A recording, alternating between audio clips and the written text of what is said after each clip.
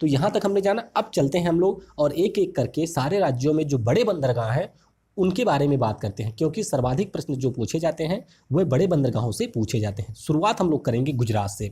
गुजरात में जो ये बीच का आपको हिस्सा दिखाई दे रहा है, यहाँ पर हमारा एक बंदरगाह है और इस बंदरगाह का नाम है कांडला। इसे कहीं कहीं कंडला भी लिखा जाता है और कहीं कहीं कांडला भी लिखा जाता है। तो याद रखिएगा जो कांडला बंदरगाह है यह हमारा कहाँ पर है, गुजरात में, और यह एक प्राकृतिक बंदरगाह है। कांडला की बात करें तो हाल ही में इसके नाम में परिवर्तन किया गया है। जैसा कि आपको पता होगा कि हमारे देश में इस समय नाम को बदलने का रिवाज चल रहा है, तो उसी के तहत इसका नाम बदल करके दीनदयाल बंदरगाह कर दिया गया है, यानी कि पंडित दीनदयाल के नाम पे इस बंदरगाह का नाम कर दिया गया है। गुजरात के बाद में अब हम आएंगे नीचे इससे सटा हुआ महाराष्ट्र। महाराष्ट्र में मुख्य रूप से हमारे दो बंदरगाह हैं। पहला तो हमारा हो गया मुंबई, जो कि एक प्राकृतिक बंदरगाह है, और इसी के बगल में हमारा एक और बंदरगाह है जिसका नाम है न्याहा सेवा।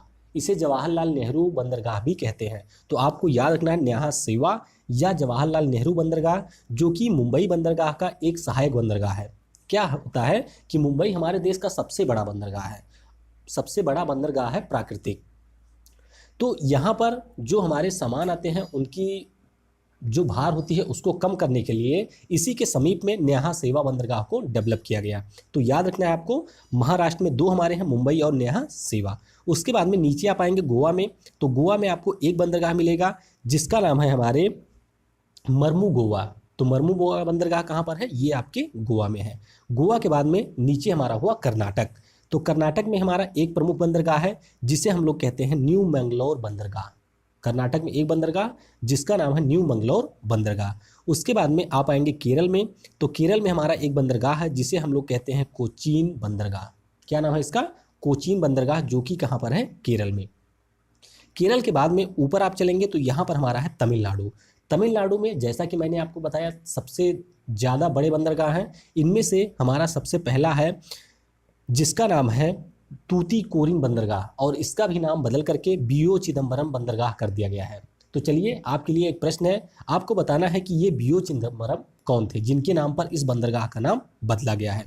उसके बाद में इसके हम थोड़ा सा ऊपर चलेंगे तो यहाँ पर आपको एक बंदरगाह मिलेगा जिसका नाम है चेन्नई बंदरगाह। चेन्नई बंदरगाह लगभग आप कह सकते हैं कि आंध्र प्रदेश और तमिलनाडु की सीमा पर है, और इसी चेन्नई का एक सहायक बंदरगाह है जिसे हम लोग कहते हैं एन्नौर बंदरगाह। क्या नाम है इसका, एन्नौर पोर्ट या एन्नौर हार्बर, जो कि चेन्नई का एक सहायक बंदरगाह है और यह तमिलनाडु में है। तो ये तीनों हमारे हो गए तमिलनाडु में। चेन्नई के बारे में आपको याद रखना है कि ये हमारे भारत का सबसे बड़ा कृत्रिम बंदरगाह है। अभी मैं जो इंपॉर्टेंट फैक्ट है उनके बारे में आपको वीडियो के लास्ट में बताऊंगा। अभी हम लोग मैप में थोड़ा सा लोकेशन देख रहे हैं। इसके बाद में अब हम चलेंगे आंध्र प्रदेश में। आंध्र प्रदेश में हमारा एक प्रमुख बंदरगाह है जिसका नाम है विशाखापट्टनम। क्या नाम है इसका, विशाखापट्टनम बंदरगाह। उसके बाद में उड़ीसा में भी हमारा एक ही बंदरगाह है जिसे हम लोग कहते हैं पाराद्वीप बंदरगाह। क्या नाम है इसका, पाराद्वीप बंदरगाह।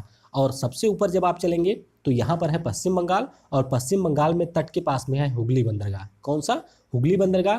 तो यहाँ पर आपको ध्यान रखना है हुगली भी है, और इसी से हमारा थोड़ा सा आगे जाने पर आपको मिलेगा कलकत्ता। तो कलकत्ता हमारा अंदर की तरफ है। हुगली आपको जो गंगा नदी हमारी आती है जिसे हम लोग हुगली कहते हैं पश्चिम बंगाल में, उसी के बिल्कुल एकदम मुहाने पे स्थित है। तो यहाँ पर हमारा है हल्दिया। तो इस प्रकार से हमने यहाँ पर 12 को देखा, और एक जो हमारा है वह आपको देखने को मिलेगा पोर्ट ब्लेयर पर। पोर्ट ब्लेयर जो कि अंडमान और निकोबार द्वीप समूह की राजधानी है। तो इस तरीके से आपने देखा कि 6 बंदरगाह आपको दिखेंगे पश्चिम की तरफ, और यहीं पर आपको 6 बंदरगाह किधर दिखेंगे, पूरब की तरफ, और एक आपको दिखेगा अंडमान की तरफ। तो ये सारे हमारे हो गए बड़े बंदरगाह।